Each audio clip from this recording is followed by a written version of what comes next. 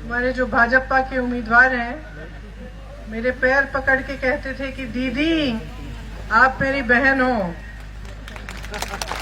और कहते थे कि जान चली जाएगी लेकिन आपको नहीं छोड़ूंगा। तो अब तमाम पार्टियां को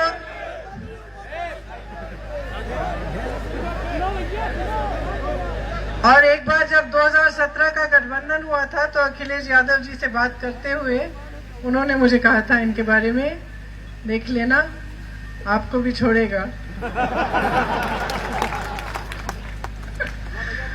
तो अब तमाम दल छोड़ के विश्वासघात कर करके ये वहां पहुंचे हैं जहां इनका सही ठिकाना है,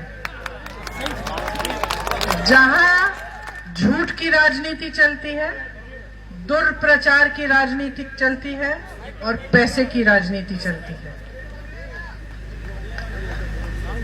और जहां वो पहुंचे हैं वहां से हम इनको अच्छी तरह से हरा के दिखाएंगे।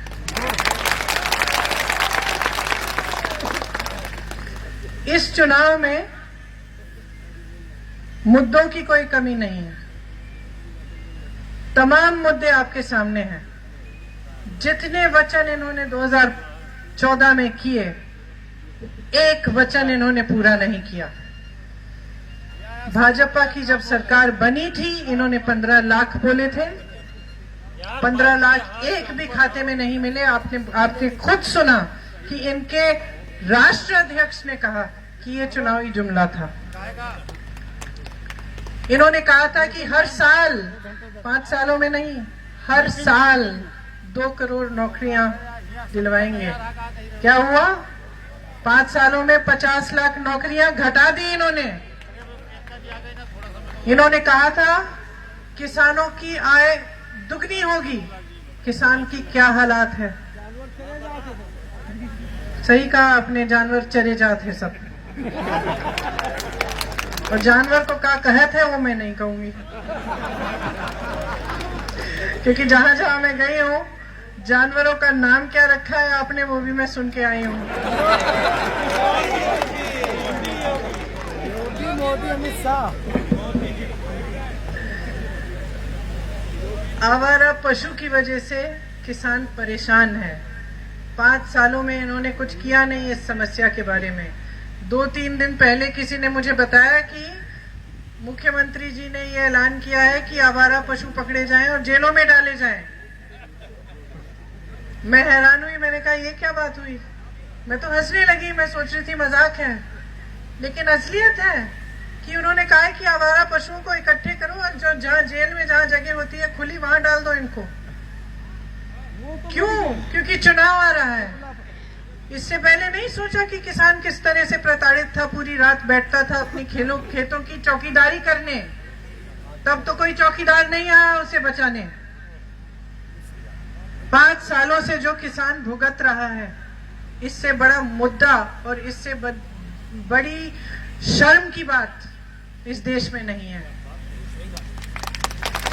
आलू के किसान मुझसे मिले, उन्होंने मुझे कहा कि बीज का भाव उपज के दाम से ज्यादा है।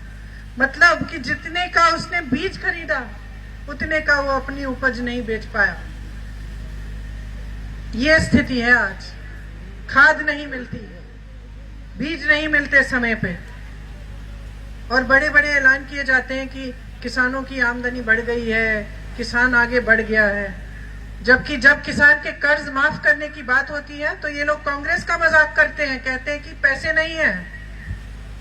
इनके पास 550 करोड़ रुपए हैं बड़े उद्योगपतियों को माफ करने के लिए, लेकिन इनके पास हमारी 72,000 वाली योजना के लिए कहते हैं कि पैसे नहीं है, और किसान के कर्ज माफ करने के लिए पैसे नहीं है, क्योंकि इनके पास, इनके दिलों में कोई हमदर्दी नहीं है गरीबों के साथ, कोई हमदर्दी नहीं है।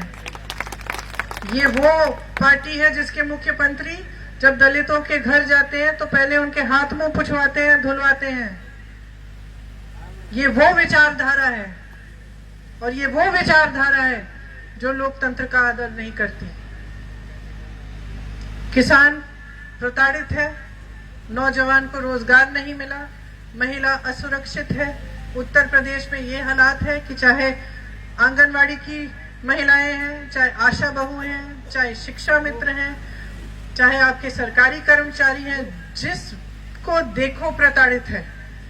किसी को मानदेय नहीं मिल रहा है, किसी का मानदेय आधा कर दिया है, किसी को 4 सालों से उसका मानदेय को बढ़ाया नहीं गया है। ये स्थिति है। और जब वो अपना हक मांगते हैं, अपने अधिकार मांगते हैं, तो उनको पीटा जाता है, उन पे रासुका कानून लगाया जाता है, उनको जेल में डाल दिया जाता है।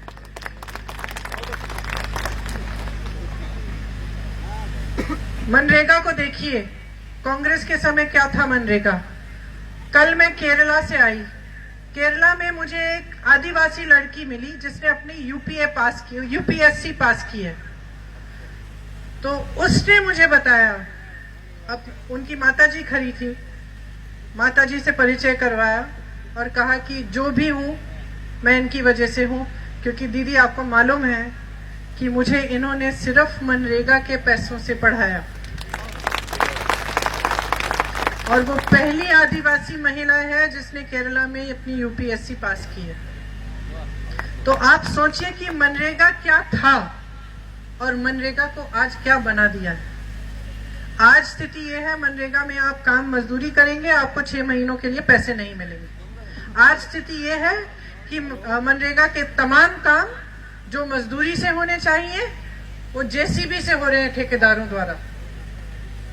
और ऊपर से क्या प्रचार हो रहा है कि हमने मनरेगा को और पैसा दिया। किसने दिया?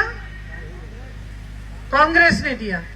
कांग्रेस ने जब मनरेगा का ऐलान किया, इन्होंने क्या कहा? बेकार प्रोग्राम है, बहुत खराब योजना है, इसके लिए पैसे नहीं है।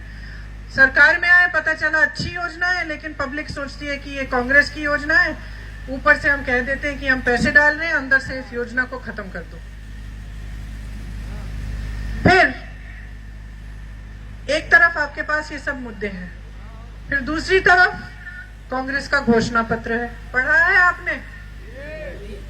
कितनों ने पढ़ा है? अच्छा, सच? ऐसे तो नहीं उठा रहे हाथ। पार्टी ऐप से मिलता है, शक्ति से। शाबाश। तो आप सबको पढ़ना है, क्योंकि ये जो घोषणा पत्र है, कांग्रेस अध्यक्ष राहुल गांधी जी ने इसमें 1 साल के लिए काम करा है इस घोषणा पत्र को निकालने के लिए। उन्होंने कहा कि सब जगह जाओ, सबसे मिलो, सबकी समस्याओं को समझो और तभी ये घोषणा पत्र बनेगा। नंबर 1। दूसरी चीज कही कि इस घोषणा पत्र में हम कुछ ऐसी चीज नहीं डालेंगे जो हम नहीं कर सकते। मतलब हम कोई झूठा प्रचार नहीं करेंगे। इसमें न्याय योजना है। इन्होंने कहा था 15 लाख, सरासर झूठ बोला था। राहुल जी ने कहा अपने वित्त मंत्रियों से, जो वित्त मंत्री रहे थे, चिदम्बरम जी, मनमोहन सिंह जी, उनसे पूछा असलियत क्या है। अगर गरीब परिवार के लिए, उनके समर्थन, उनके विकास के लिए सरकार को कुछ देना हो तो कितना दे सकते हैं।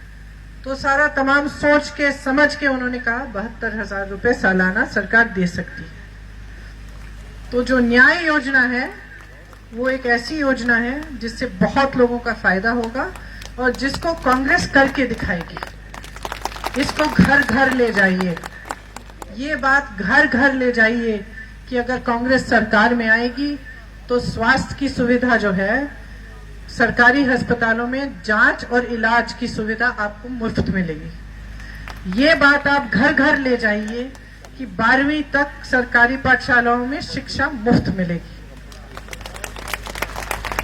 ये बात आप घर घर ले जाइए कि किसान के लिए एक अलग बजट होगा। जैसे रेलवे बजट होता था वैसे किसान बजट होगा। इसमें किसानों को हर साल बताया जाएगा शुरू में ही कि हम आपके लिए ये योजनाएं कर रहे हैं, ये पैसे आपके लिए हैं और ऐसे ऐसे हम आपका विकास करेंगे। आप ये कहिए कि किसानों की उपलब्धि के लिए क्या क्या कर रही है कांग्रेस।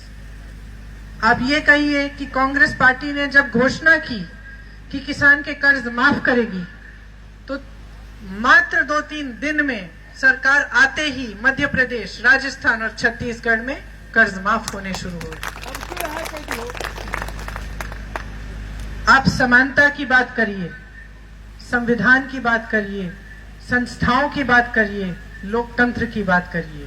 और ये बहुत जरूरी है, क्योंकि अक्सर हम नेता लोग मंच पे खड़े होकर ये बड़ी बड़ी बातें करते हैं, और जो सुन रहा है वो सोचता है कि भाई इसमें मेरे लिए क्या है, मेरा कैसा नुकसान होता है अगर लोकतंत्र का नुकसान है या कोई संस्था का नुकसान है। ये बात आपको समझानी है कि लोकतंत्र का मतलब है शक्ति आपके हाथों में होनी चाहिए, शक्ति जनता के हाथों में होनी चाहिए।